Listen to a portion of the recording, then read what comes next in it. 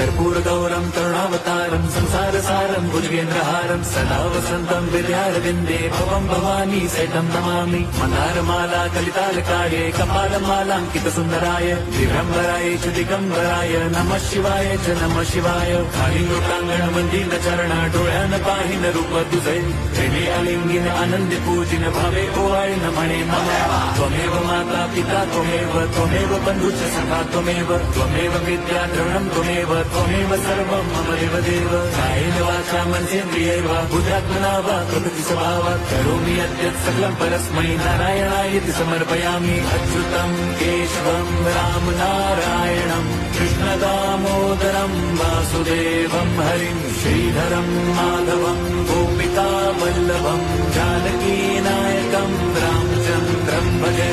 Hare Ram Ram Ram Hare Hare, Hare Krishna Hare